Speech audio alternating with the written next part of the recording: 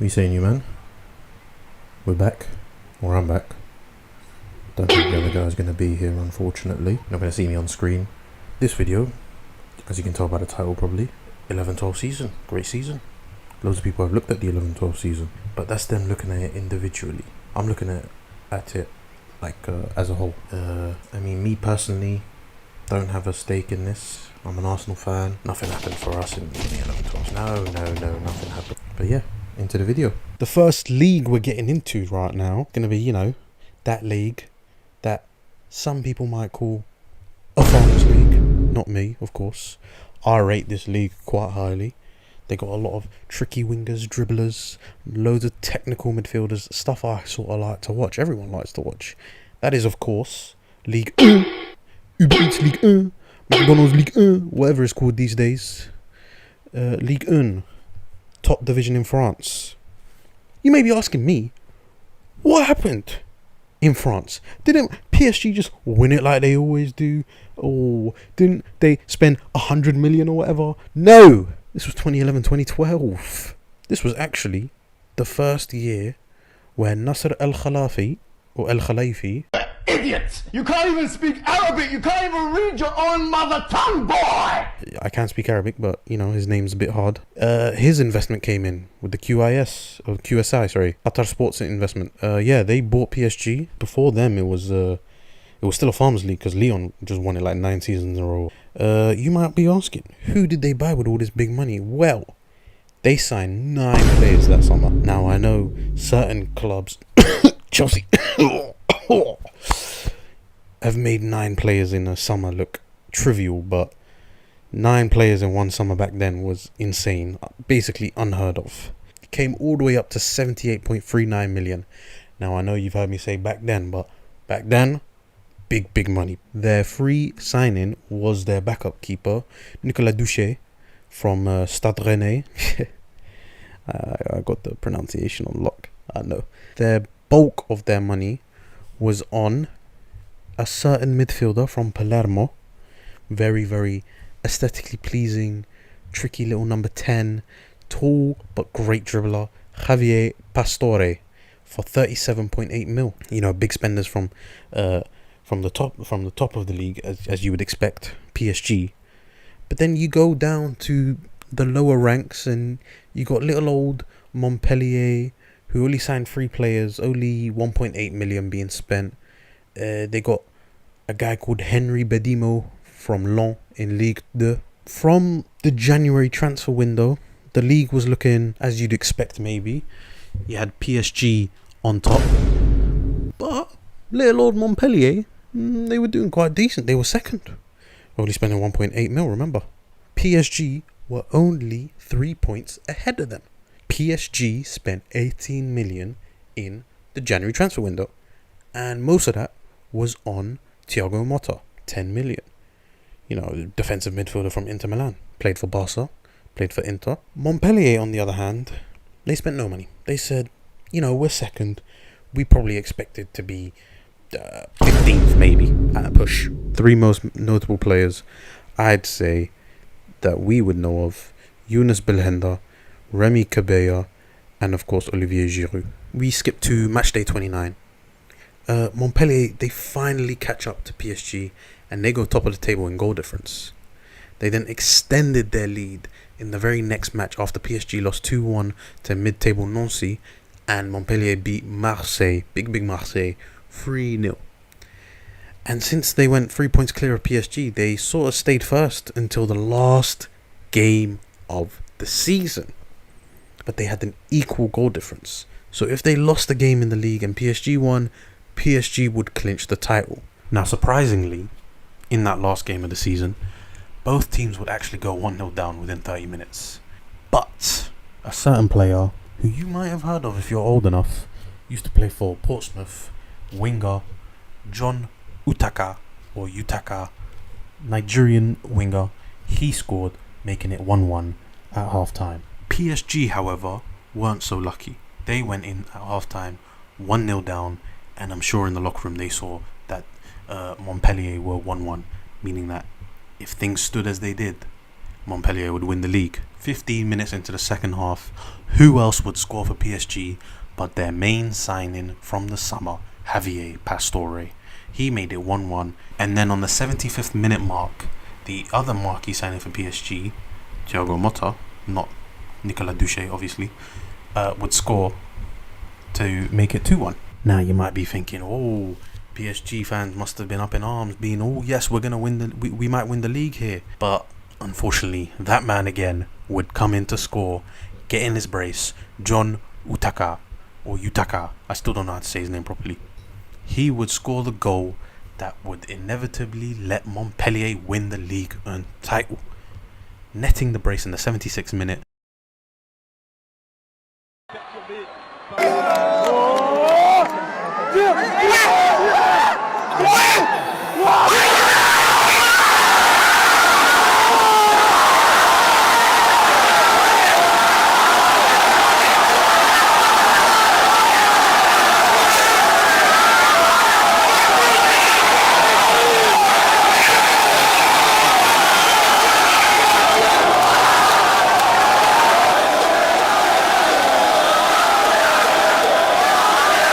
Olivier Giroud and Nene, who was at PSG, a lot of you guys won't know him, Brazilian forward before the big money came in, great player.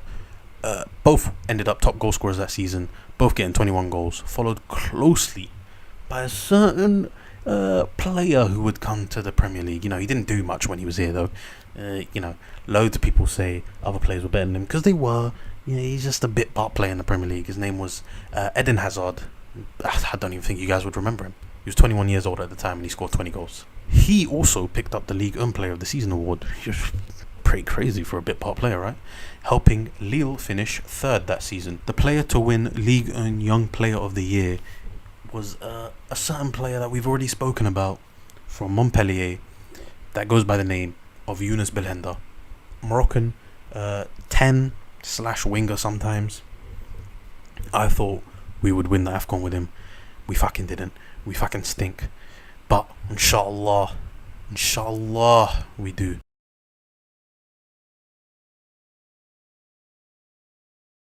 For this part, we're going to be talking about a different league. A league that prides themselves on defending.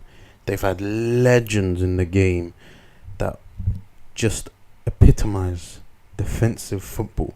You know, the likes of Baresi, the likes of Maldini, the likes of Costa Certa, that didn't really sound Italian, but still, the likes of Alessandro Nesta. I'm cold with this pronunciation thing, you know. Of course, they belong to the league that is known as Serie A, the Italian top division. In this day and age, even though Inter made back-to-back Champions League finals, Serie A is still not seen as a particularly exciting league. You know, we don't really like to watch Serie A. Serie A teams are known as boring, that sort of stuff. But anyways, this was a little bit different back in 2011. I mean, it was off the back of Inter winning the Champions League 2 seasons ago. Milan had won it in 2007. They had a bunch of also very exciting players. Samuel Eto'o. They had Wesley Sneijder. They had Diego Milito. And obviously the Milan team had Kaká, Seedorf, Pirlo. Now in the summer of 2011, Juventus had a big change. They decided to risk it on a former player, a midfielder. They'd done this in the future with Pirlo, and that didn't really work now, did it? But yeah, in 2011, they hired Antonio Conte. Antonio Conte, at his previous jobs, had back-to-back successful promotions with both Bari and Siena. But he also ran into a bit of trouble when he tried to manage Atalanta. Atalanta back then, not the Atalanta we know now. I mean, in 2011, I didn't even know what Atalanta was. I thought that was just, you know, someone just added an A to Atlanta and that's it. Yeah, Atalanta, their ultras had a big falling out with Antonio Conte. He had to have a police escort just to get out of the club. You know, what else is new in Italy though? You know, Italian ultras, they're the fans that the United Kingdom want to be. Sort of. Minus the racism. Well, actually, English fans are also racist. They're just not in your face with it like Italy, I guess. They'll just pretend that they're not racist. Juventus, with the new manager, came the busiest window of that season. They were the biggest spenders in world football.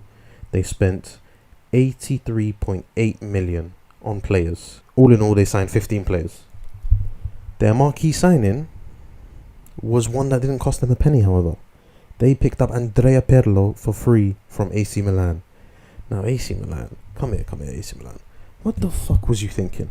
Why would you let a legend of the game like Pirlo leave for free? He was only 32, but this is Serie A we're talking about. You can play until you're 40 and no one will really notice, especially if you're a cultured midfielder like him. It just makes no sense. I'm sure that they regret it to this day. I'd regret it to this day if I was them, and I don't even support AC Milan. On to the transfers that actually cost them money. They signed Alessandro Matri, striker, for 13.9 mil. They signed Stefan Lichtsteiner for 11.25 mil. Stefan Lichtsteiner, wherever you are, I will never forget what you did for my club. Or what you did to my club, matter of fact. You was fucking shit. Not really your fault, because you was old as shit, and you came from fucking Serie A in like 2018. Of course you'd be shit. It was just a bad time for us. But anyways, they also signed Arturo Vidal for 11.25 mil from Bayer Leverkusen. There wasn't a huge difference in Serie A. Back then, Serie A was known to spend quite a lot of money. They had 4 clubs that spent over 50 million that transfer window. AC Milan, they also splashed the cash, with them being the third highest spenders. They acquired 10 players, 2 of which were free, and they spent 57 million-ish.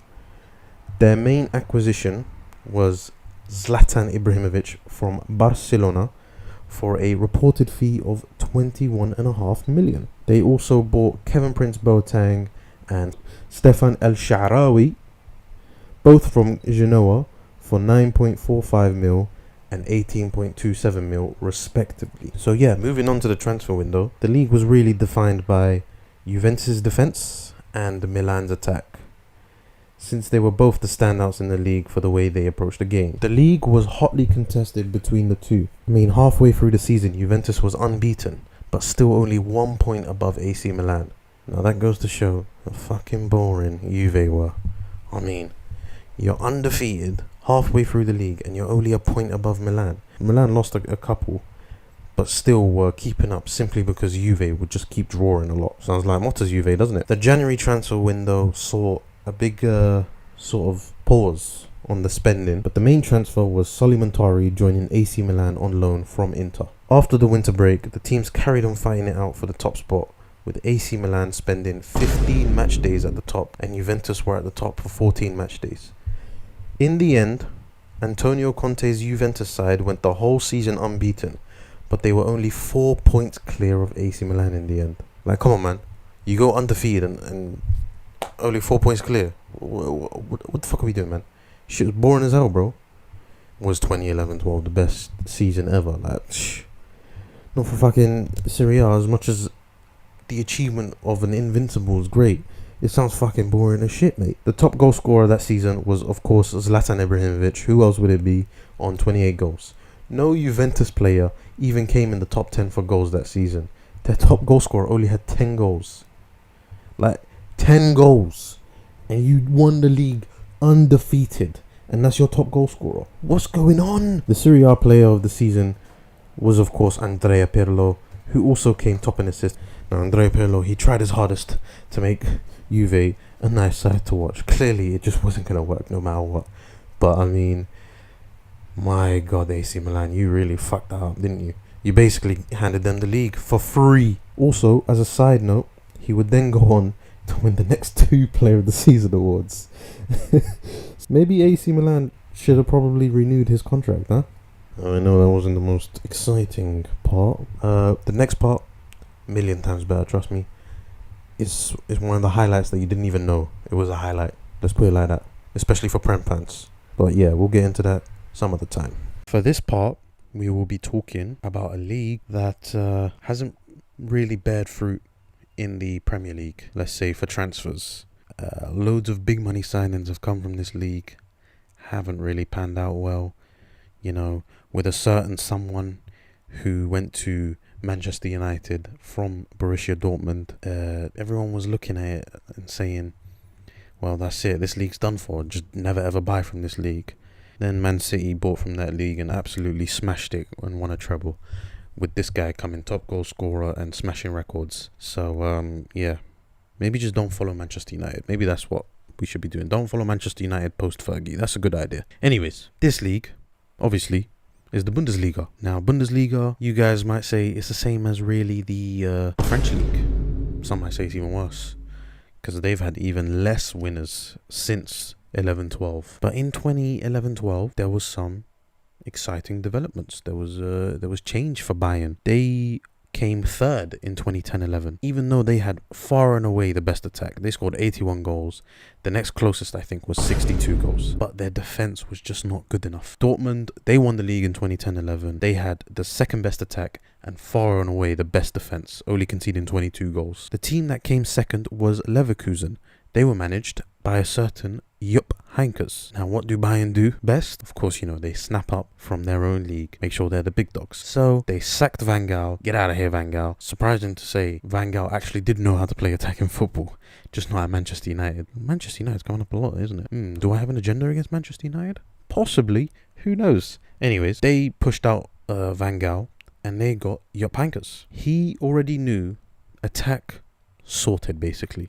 What he needed to do was shore up that defense. So they signed 4 players in the summer, 3 of which were defenders. They bought last season's player of the season, Manuel Neuer from Schalke, for 27 million, Jerome Boateng from Manchester City for 12 million, and Rafinha, fullback, from Genoa for 5 million. They also signed Niels Peterson, centre forward from the second division. That brought their spending up to 47 million. For Borussia Dortmund, they had a league title in the bag already. They had done so by finishing 10 points ahead of Bayern Munich. Like, they were far and away easy winners. But in the summer, they also made some savvy transfers, selling Nuri Sahin, who had shown potential the season before, for 9 million to Real Madrid. And they used this money to then sign his replacement, Ilkay Gundogan, from Nuremberg for 5 million. Pretty smart transfer, if you ask me, mate. Get rid of a wonder kid who then went on to fail and bring in his replacement who stayed there for years and then went to City and showed he could still do it. They also signed Ivan Perisic from Club Brugge for 3.6 mil, bringing their total up to just 8.75 mil. Now, moving into the season, the defenders from Bayern Munich that they signed, they obviously played major roles. They were all first team starters, and the same can be said for all of Dortmund's signings, all 2 of them. They both obviously played major roles as well, starting and everything. But going into the winter break, Bayern Munich was 3 points ahead of Dortmund, but unfortunately they would lose this lead the very next game as they lost against Borussia Mönchengladbach 3-1, allowing Dortmund to close the gap on points. Only 2 games after this, they slipped up again. Like, come on, man, fix up, bro.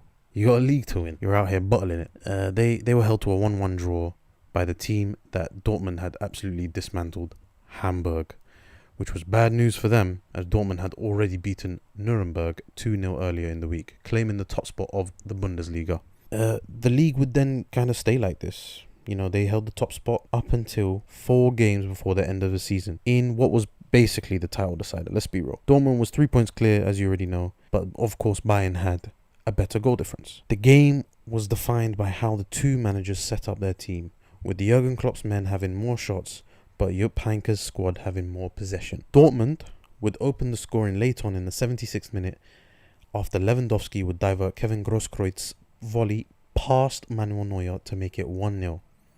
But only 7 minutes later, Arjen Robben would be brought down in the box by Roman Weidenfeller. Arjen Robben would step up, thinking about the title, how he has to score, he can't let it slip now. We don't let this slip now. How was my Scouse accent? Pretty shit. Unfortunately for Arjen Robben, however, them lights were just way too bright for him. He had his spot kick saved by Roman Weidenfeller. Robben would later have a chance at redemption from close range. It was just him and the net. Keeper was wide out of position. Him and the net. Ball came to him And he bloody spanked it into Rosette. Fucking hell, mate. Can you fucking score? Just bloody put it in the net. Just bloody put it in the net. Now, after those two golden opportunities from Robin, the game would finish 1-0 to Dortmund, who celebrated as if the league was wrapped up, because it basically was. Dortmund went on to win the rest of their games, obviously meaning that they won the title. Klaas-Jan Huntelaar would finish as the top goal scorer with 29 goals, followed by Mario Gomez on 26 goals. Franck Ribéry would finish on the most assists with 12, and the Player of the Season award would go to Marco Reus of Borussia Mönchengladbach. Bayern finishing second would cause them to spend big in the summer window, and obviously, as you know, they have won every Bundesliga title since, apart from the one that Leverkusen won undefeated. Now, usually I have a little guessing game sort of thing for the league that we're doing, even though you guys can just read the title and know what it is, but for this one, I'm not really sure what I can do. This is the league that's the best, I guess, if you look at it from the Champions League perspective. Yeah, it's La Liga.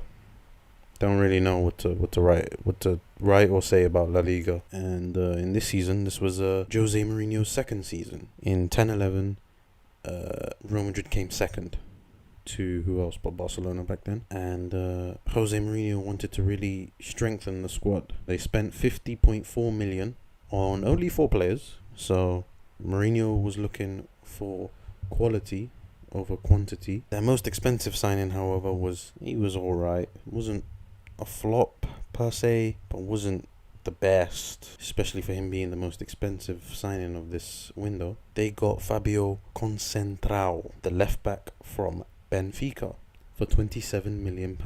This also made him the most expensive left back at the time.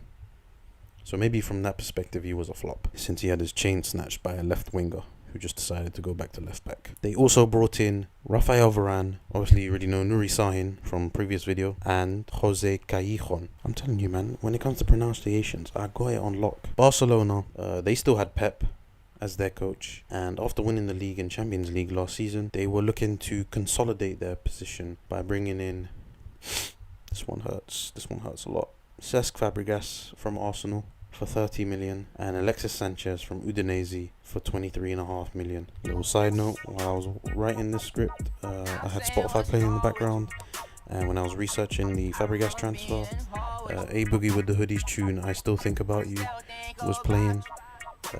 It's still true, I still think about him every single time. We should have got him. I don't know why we had first refusal and we still let him go to Chelsea. What the fuck were we thinking? I know we had Cazorla and all that, but I mean, with hindsight, 2020, Cazorla was massively injured. Still love Cazorla, but you know. Anyways, this is a bit of a tangent, but I'm still going to keep going because I'm an Arsenal fan. Fabregas. He was my favourite player. But yeah, that was the transfer window. Real Madrid were very dominant this season. They held the top spot from the 9th match day onward, and going into the winter break, they were 3 points clear of Barcelona in second place. The January transfer window was not used by these clubs, both sort of abstaining, I guess, staying celibate, whatever you want to call it, from the January transfer window. And going into the El Clasico, Real Madrid were 4 points clear of Barcelona, 3 games before the end. A win for them would all but confirm the title. A loss, and it could potentially spur Barcelona to the title. Sami Khedira, he scored in the 17th minute, making it 1-0 to Real. Alexis Sanchez would then equalise in the 70th minute. But a certain number 7 for Real Madrid would have other ideas. He would net the winner only 2 minutes later and pull out the iconic Calma celebration at the Camp Nou. Ronaldo's goal would prove to be the winner, wrapping the title, wrapping up in a bow, sending it off to Madrid. They won the league, and part that you probably didn't know because I hadn't alluded to it at all in this video, they became the first team in La Liga history to finish a season on 100 points. Centurions, the first Centurions in La Liga. And even more insane is looking at the top goal scorer list and how many goals each player fucking scored. Fucking hell, this is insane. The top goal scorer was not Cristiano Ronaldo. even though he scored 46 fucking goals in the league. No, the top goal scorer was Lionel Messi, who scored 50 goals in the fucking league. Messi had 8 hat-tricks and Ronaldo had 7 hat-tricks. This was definitely the alien era of football. How the fuck are they doing this? Like, what's going on? This has never been seen before. And if it has been seen, probably back when there was no offsides and I don't know, you could jump on the pitch and stuff if you really wanted to. I don't fucking know. Just to let you know, I am just including league goals. Like, I'm not including goals in other competitions.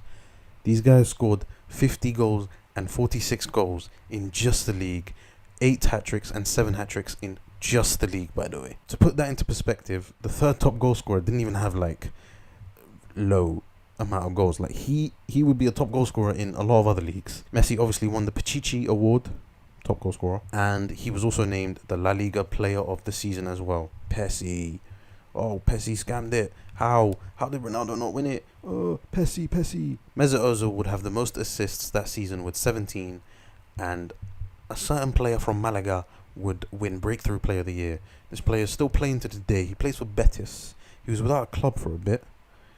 He is, of course, Isco. Great player, great dribbler.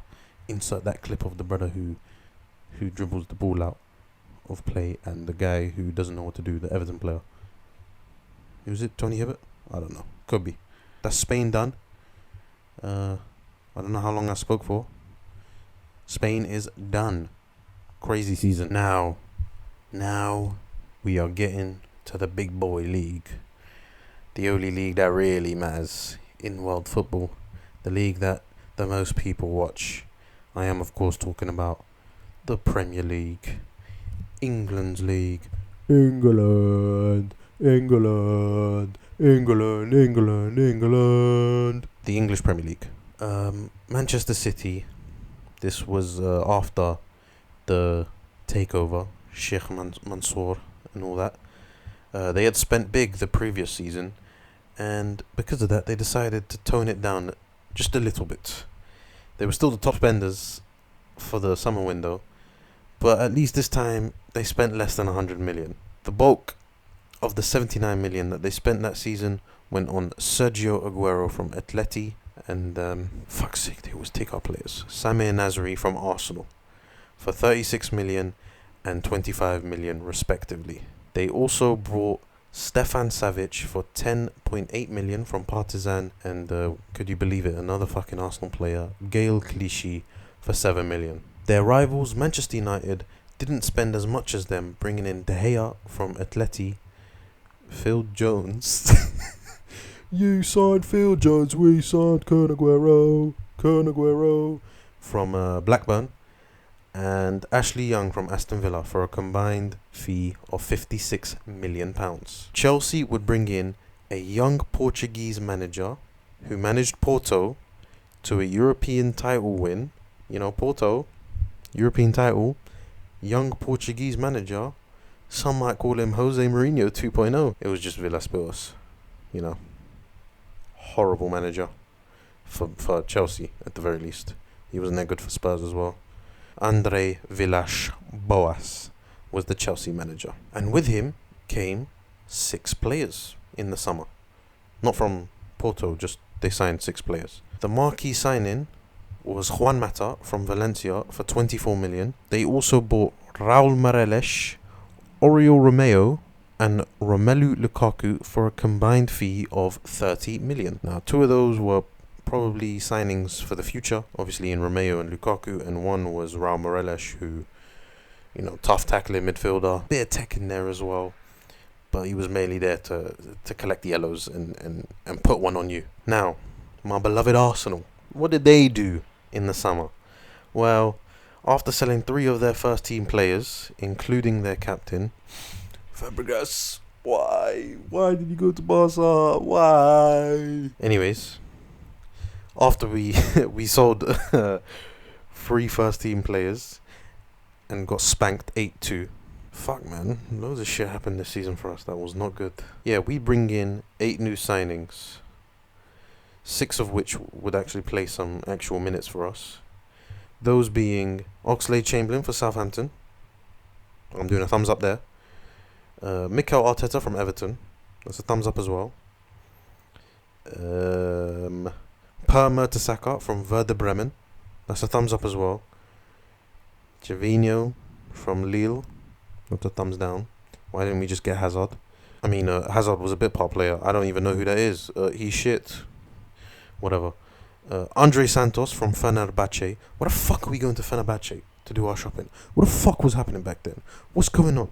Andre Santos, horrible fullback. One of the worst players to put on an Arsenal shirt. And to actually start for us at least. He was shit. What the fuck were we thinking back then? And Carl Jenkinson from Charlton, who, I mean, he was living the dream, right? Sat on the bench and got to watch his boyhood club for like 10 years. It was class. He also got to play a couple games for us. All in all, Arsenal's summer would come up to £51.5 million, which they obviously needed to do because they sold a bunch of players. Moving on from the transfer window, this season there were only 2 teams that were battling it for the title. Both had occupied the top spot at some points of the season, those being the 2 Manchester clubs, Manchester City and Manchester United. Manchester City was top of the league on goal difference, hint hint, wink wink, nudge nudge, before the January transfer window, with United being second. Spurs were third, Arsenal were fourth. You know, back then it was Arsenal, and Chelsea were fifth. Spurs were only 3 points behind the 2 Manchester clubs, but it was fucking Spurs. No one believed that they'd challenge for the title. But, brighter note, they were 6 points ahead of Arsenal. The January transfer window saw very little movement across the whole league. But what it did see was 2 club legends returning to the clubs where they made a name for themselves. That was Thierry Henry coming back to Arsenal, the best fucking 2-month loan ever, the only 2-month loan I've ever heard of as well. But it was fucking great. He scored that goal against Leeds. What a player. Fucking loved it when he came back. Number 12 though, looked a bit weird. Walcott, you should have given him your number 14. I don't care if the rules said you couldn't. He went on a 2-month loan deal from New York Red Bulls to provide cover for Gervinho and Shamak as they were both at AFCON. The other legend would be Paul Scholes, who would come out of retirement to hopefully help Manchester United in their title charge. The top of the table was still dominated by City and United at this point. Spurs had actually extended their lead on Arsenal to 10 points going into the North London derby at the Emirates. Arsenal would go 2-0 down within 35 minutes, but would later make it 2-2 just before half time. Bit Spursy, eh? You know, losing a 2-0 lead with only 10 minutes to go. Where have Spurs heard that before? Or heard that in the future from this perspective? Arsenal would then carry this momentum onto the second half, where they would eventually come out as 5-2 victors on the day. This would mark the beginning of Spurs in it up. Spurs would then go on to lose their next 3 games and draw their 4th, while Arsenal would win all of their next 4 games, and this would push them above Spurs to go 3rd. Chelsea's Mourinho regen project had failed quite badly by this point. He was butting heads with Chelsea vets. You know, that's obviously not going to bode well. Roman Abramovich, trigger finger Roman Abramovich. He was itching to just sack you for anything. He sacked him after a 1-0 loss to West Brom. For the rest of the season, City and United would keep battling it out until match day 32, where United would go 8 points clear of City with only 6 games left. So all they had to do was get 11 more points and the title was theirs. They also only had to play 2 teams out of the top half of the table, those being Everton and City. Now, fast forward to the Manchester derby. It ended 1-0 for City, which put them top of the table on goal difference. The top of the goal difference thing would last until the last game of the season. United needed to just better City's result to win the title, and City would win the title regardless of the United game as long as they won. United was facing a Sunderland team who had nothing to play for, and City had to face QPR, who were battling relegation. United would go 1-0 up against Sunderland after 20 minutes, and then Zabaleta would score for City after 39 minutes. 1-0 for both teams going in to half time. Now, In the second half, Djibril Cissé would equalise for QPR, and for some reason Joey Barton would try to fight the City squad even though he used to play for them, getting a red card in the 55th minute, and also trying to get Aguero to bite so that he'd get sent off as well. In the 66th minute, Jamie Mackie would score to put QPR in the lead, and City would just keep attacking up until the 92nd minute, where Edin Dzeko would equalise for City. Famously, 2 minutes later, Balotelli would get his only Premier League assist ever, where he would receive the ball just outside of the box with his back to goal, and he was falling over. He would poke the ball out into Aguero's path, who would take a touch to take it past the QPR defence and smash the ball past Paddy Kenny. And over in Sunderland, the United players, they knew that they had unfortunately lost the title on goal difference at the 11th hour. Robin van Persie for Arsenal in his last season at Arsenal. God, we just kept fucking selling players, didn't we? He'd come away with the Golden Boot, scoring 30 league goals, with Wayne Rooney coming second with 27. Vincent Kompany would win Player of the Season, and Kyle Walker would win Young Player of the Year. After all of this, you may be wondering, what happened to Chelsea? I mean, I spoke about them a bit, but I hadn't really gotten into them. Well, they would finish 6th, but this was because they would focus on a different competition, let's say. Hint, hint, wink, wink, nudge, nudge. Now it's time for the Champions League. The Champions League this season, in the group stage, it was quite exciting. We saw some very unexpected teams to get knocked out. Both Manchester clubs, they were knocked out in the group stages. Porto, Shakhtar and Lille all got knocked out as well. Now you might be saying Porto and Shakhtar, that's, if they're in a hard group, that's quite expected. But they were in a very, very weak group. They were in a group with Apoel, a Cypriot team, and Zenit. Apoel finished top, Zenit finished second, and the other two were knocked out. And I think you're forgetting also who Shakhtar had in this team. Shakhtar had Fernandinho, Henrik Mkhitaryan, Douglas Costa, and Willian at the time. So it was a massive upset when they finished last in the group. Porto would have an arguably even stronger squad with Hulk, João Moutinho, and Nicolas Otamendi as their main guys. But they also had young talents who would go on to play for top teams in Europe. Players like Alexandro, Danilo, Mangala, and James Rodriguez. They would get sent down to the Europa League after finishing 3rd. Lille were expected to finish probably 2nd in their group, since they had Inter Milan in their group. But, you'd expect them to beat CSKA Moscow and Trabzonspor. But they finished last in their group, a big drop-off from where they were expected to be. Man City were in the group of death, so their exit from the competition was less of a shock, especially since they only finished a point behind second place Napoli and 3 points behind group winners Bayern Munich. Manchester United would finish 3rd in a group that consisted of Otelul Galati. Bro, who the fuck is that?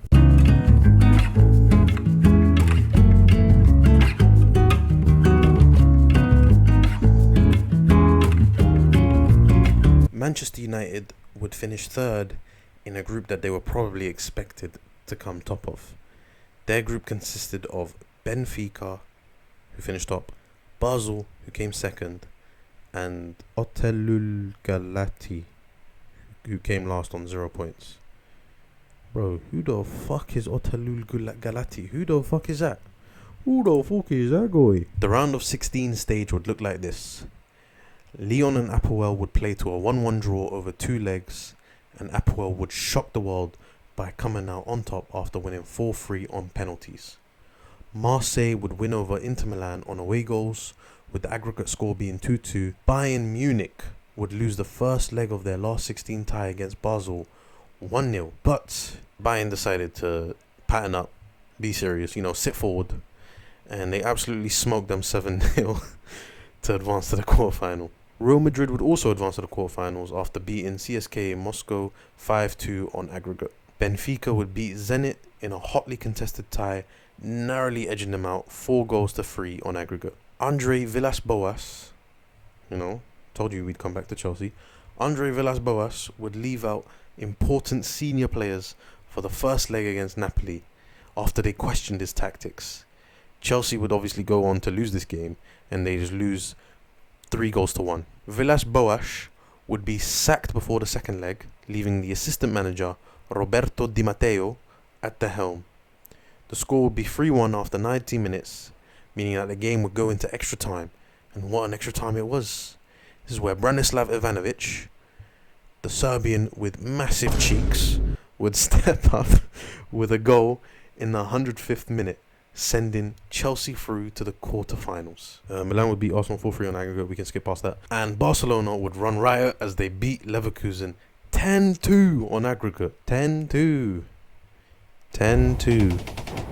10-2. It's bringing back some mad memories. Honestly, everything just comes back to Arsenal being shit, doesn't it? The quarterfinals fixtures were set now, with Marseille facing Bayern, Apoel facing Real Madrid, Benfica was set to play Chelsea, and finally Milan had to play Barca. Apoel facing Real Madrid. Perez, what did you do, mate? What money did you slide? Who was it back then? Sepp Blatter? Michel Platini? One of those two? What was you doing back then, huh? Bayern would beat Marseille 2-0 in both legs, making it 4-0 on aggregate, comfortably getting past them. Apoel's run of miracles would, however, come to an end after Real Madrid would slap them 8-2 on aggregate. 8-2. 8-2. 8-2. How does this keep happening? How am I always reminded of my team being shit? Moving on. Chelsea would advance to the semis after beating Benfica 3-1, and finally Barcelona would win 3-1 on aggregate, beating Milan. This would leave the semi-finals looking like this. Bayern would play Real Madrid and Chelsea would play Barcelona, potentially setting up an El Clasico Champions League final. The Bayern and Real Madrid ties would be very, very tight, both trading 2-1 wins, and it would go all the way to penalties, in which Ronaldo, Kaká and Ramos all missed their penalties. Bastian Schweinsteiger would step up and he'd send Jose Mourinho home with his team. Yeah, that's on the bear in my head. In the other semi-final fixtures, Chelsea would beat Barcelona 1-0 in the first leg at the Stamford Bridge, but they would have the difficult task of protecting that lead at the Camp Nou in the second leg. And protect that lead they did not. Busquets would equalise for the Blaugrana in the 35th minute of the game, and only 9 minutes later Iniesta would put them in the lead. But Chelsea, not to be outdone, responded straight away. Ramirez with an audacious chip over Victor Valdez. He'd score on the stroke of half-time. As things stood, Chelsea were winning on away goals. Barcelona would come out into the second half, dominating the game, and they would be awarded a penalty 4 minutes in. Lionel Messi's effort from the spot struck the crossbar, and Messi would hit the woodwork again during the second half, and it looked like it would only be a matter of time before Barca would score. In the 90th minute, Barca's fate was sealed, as substitute Fernando Torres would round the keeper and score to ensure that Chelsea were going to Munich. Insert the Gary Neville clip. You know the one. Going into the final, Bayern were heavy favourites. I mean, they were playing at home. They were playing in their home stadium. It just wasn't, allocated to them, most seats. But basically playing at home, and their squad was seen as much better than Chelsea's. The way the final was playing out, yeah, you'd say that. Bayern were all over Chelsea from minute one, but Chelsea would hold strong, going 0-0 into half-time, and still holding strong in the second half. But unfortunately, on the 83rd minute, Thomas Müller would score a header from Schweinsteiger's cross. It was looking like an uphill battle. Chelsea had barely shown any attacks before that goal, but they would equalise from a Juan Mata corner after Drogba's bullet header would sail past Manuel Neuer in the 88th minute, and after 90 minutes the game was all tied up. Extra time was more of the same of the first 80 or so minutes from Bayern, as they still dominated the game, and Chelsea would just lock up shop, try to hold firm, make sure that they didn't concede. But in the 93rd minute, Chelsea's main man, Drogba, tripped up Ribery in the box, and the referee pointed straight to the spot. Robben would step up for the penalty. He probably had the replay of the Weidenfeller miss. You know, I told you I'd come back to it. And unfortunately for him, he basically replicated a carbon copy of that penalty against Dortmund, and it was saved. It was pretty tame effort as well. Bayern would continue to come close to scoring another, but in the end, penalties came calling. The first penalty taker who stepped up to the plate was Lahm. He would just about score, with his shot being palmed by Cech into the goal. Mata was then up for Chelsea, and his attempt was unfortunately saved by Neuer. Mario Gomez would also score his penalty, putting it in the bottom left corner. Then David Luiz stepped up, and his penalty, he absolutely slapped it top bins. Surprisingly, the third penalty taker for Bayern was Neuer, who stepped up to take the penalty against his opposite number, and he would put it bottom right corner. Cech did dive the right way, but Neuer just slotted it under his arm. I don't know if he meant it, but you know, it looked pretty good. Frank Lampard, Super Frank, he was next to step up, and he smashed it past Neuer, Ivica Olic.